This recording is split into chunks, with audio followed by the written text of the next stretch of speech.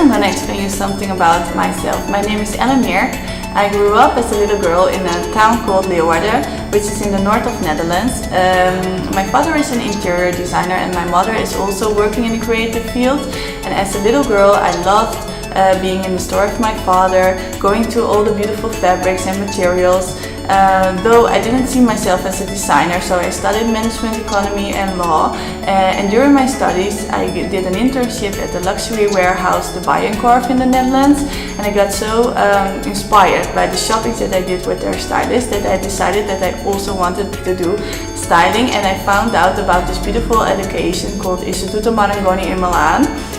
Where I did later a master in fashion styling, but not before that. I worked a lot, organized myself with a portfolio, did a lot of courses and stuff like that to create it.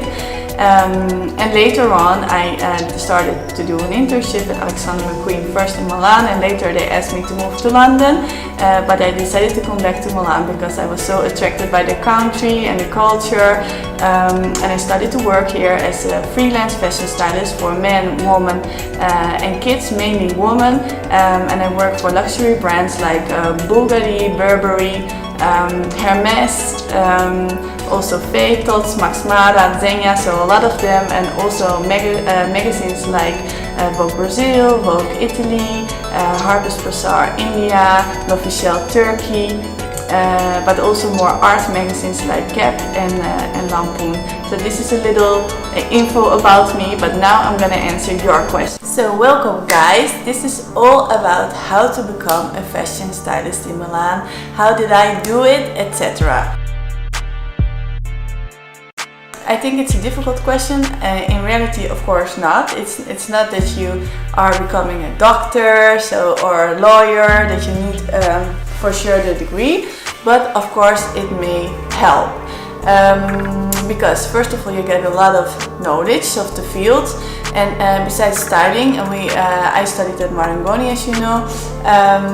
We also had a lot of other subjects, so you can think about graphic design, fashion history, a lot about communication, and also you meet a lot of people in the field, and I really liked it, also from all over the world. So it's not necessary, but it's really helpful for the context, I think. I didn't do a lot of assistant jobs.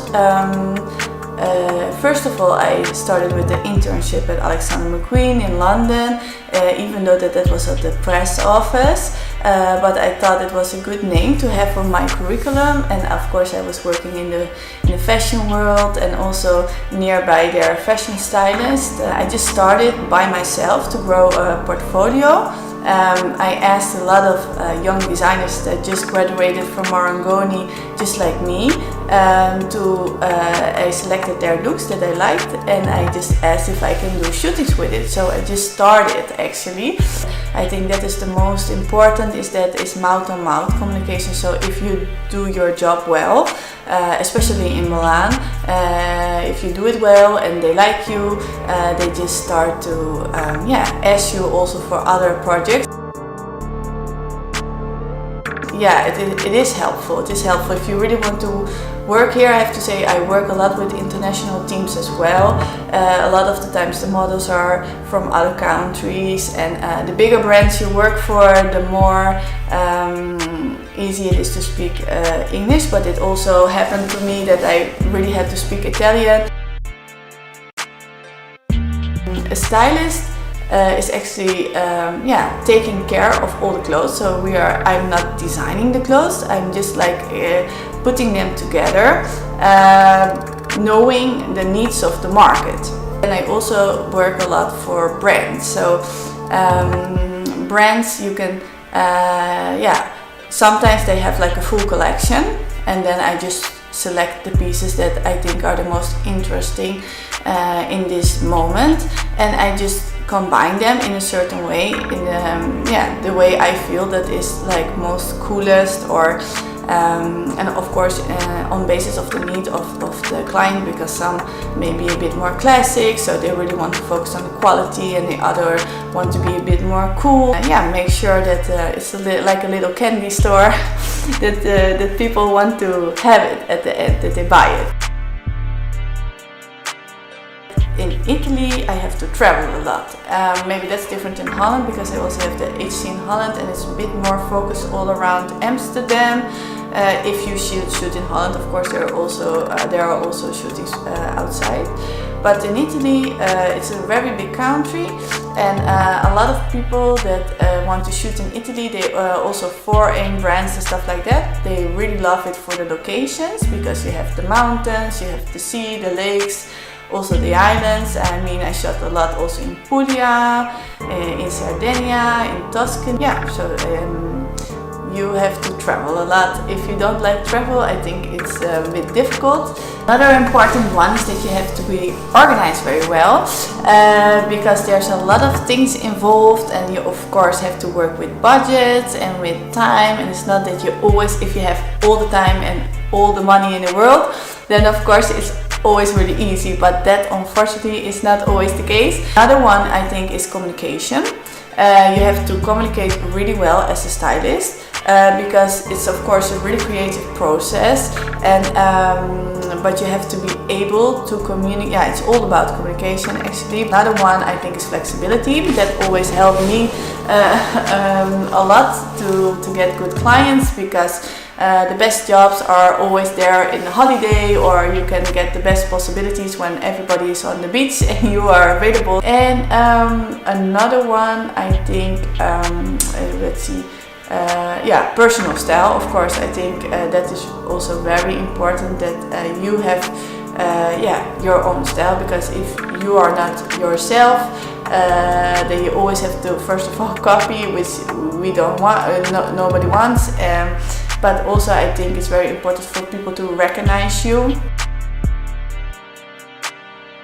First of all, I try with my contacts, so my own closet, but also if you work a lot for magazines, you have the PR offices that give you the clothes, so sometimes you can also do requests with them if you have a good connection, even though it is for commercial jobs and they don't have so much interest maybe in the pictures. First of all, I think I built up a portfolio by myself, so I created a website and stuff like that, and then I met people in the field like makeup artists and stuff like that, and then they or especially photographers normally get a lot of jobs at the magazines. So when you have a good relationship with them and they get asked to do a certain editorial, they can ask you. And you also have certain website like models.com, and if you have a bit more work, because you have to be accepted or like invited, let's say, by them, they will also find you over there when you look for Stylist Milan. And of course also when you make the websites and stuff like that, you have to really think about how you write your stuff so that they can find you easy. 1.5 years for me to live fully from it, but I have to say I worked really hard, like also Saturday, Sunday, holidays were not important for me at all, so it was not easy, definitely not easy for me in the beginning, but yeah, I made it. For me personally, I just did Marangoni and I thought, okay, I do Marangoni and that's it. And then I will find all my contacts and they will give me an internship, or that's already paid, but unfortunately it is not like that. So you do the school, they will help you with the contacts. It's not guaranteed that you get the internship, so I realized it's still a whole process that I'm in. So you do the education, but you still have to find jobs yourself at the end. So that was definitely different. Also a lot of things outside Milan. And I think it's also important that when you want to become a stylist in Milan, especially if you are foreign, that you it's not, I was also in London of course, and there it's only about if you're good and you're cool, you get the job. Here it's not always enough, so sometimes it's also important that that you that you get the right chances. I hope that I helped you, that I inspired you, that you liked watching.